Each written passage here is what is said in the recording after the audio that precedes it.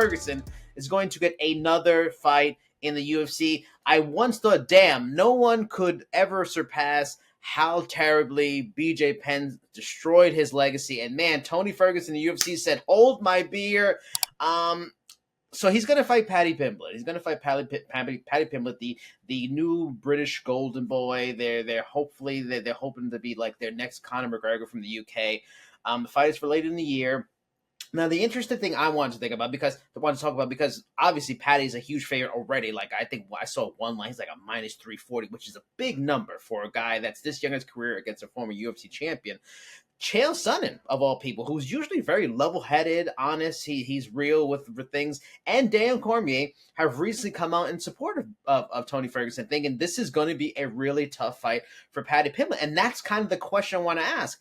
Is this a much tougher than maybe some people assume kind of fight for Paddy? Tony, I want to bring up some quick things.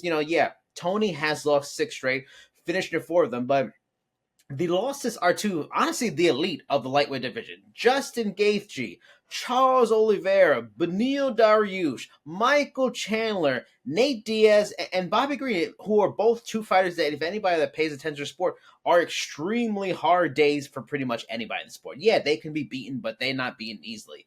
So that's his losses. And Paddy Pimblett doesn't have a hit row, a murderer's row of wins. Struggled mightily against Jared Gordon. I think there's something maybe to it. Is it there's something to it, and Tony Ferguson really is a very live underdog against Paddy Pimblett?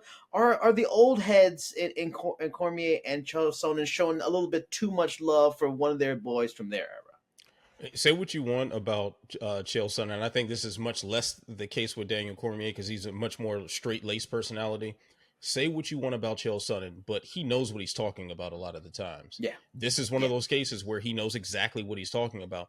When the announcement was made that Paddy Pimblett was going to fight Tony Ferguson, I saw all the reactions on Twitter like, oh my God, this is going to be a slaughter. This is, damn near criminal that they're doing this to Ferguson. And, and they're rolling out the obituaries already. I'm not quite ready to go down that train. I think this is a fairly evenly matched fight. It makes sense to me. Now, I think there's a big problem with Tony Ferguson being booked in the first place right now because of his outside the cage issues. That's more of a head scratcher for me. But putting those 2 personalities together makes a lot of sense. Like, Tony Ferguson is washed. Like, he's not anywhere near what he used to be. Even though he has been fighting elite competition, like, we've seen noticeable decline in his output and things he's able to do and what sort of techniques overwhelm him and his cardio. We've seen a decline.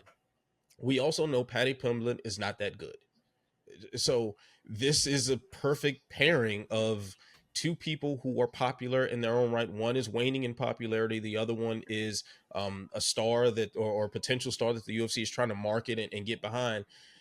Tony Ferguson is a proper sort of stepping stone if they want him to be pushed to an elite level, and Paddy Pimblett is the right sort of fighter if they want to give Tony Ferguson a lifeline. So I think this makes sense. Yeah, I agree 1,000%. I think the only real drawback for me is because of the overhype on Paddy Pimblett.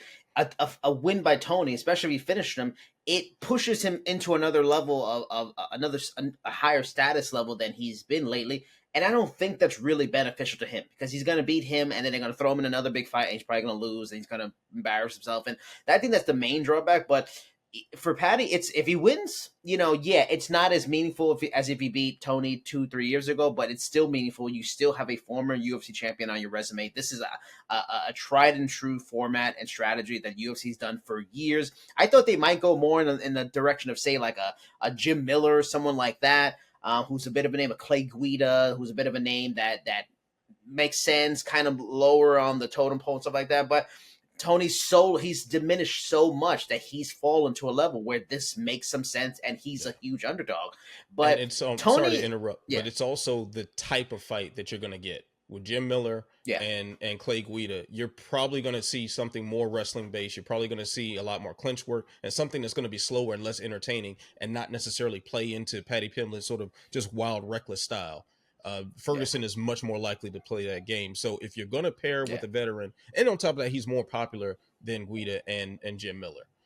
Yeah. So you got more bang for your buck with Tony Ferguson as opposed to the other two.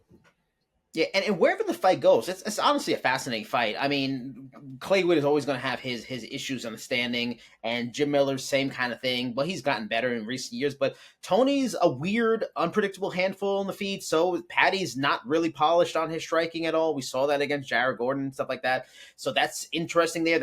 I don't think there's a clear better person. Maybe Paddy in his youth, and he has to cut so hard, and he's a kind of big lightweight. Maybe he has more pop, but that's debatable. On the ground, Tony is an absolute handful. He could wrestle. He's nasty off his back, so that's not going to be easy for Paddy. So there's really no easy way for Paddy to win, and that's what makes it fascinating. Because if he does win, it's well earned. It's a good fighter, and it's a big win. So I mean, it's fascinating for the people that are out there saying Tony Ferguson is going to get destroyed. I think you're drinking the Paddy Kool-Aid a little bit too much. And his last recent performances, I mean, and just look at his record.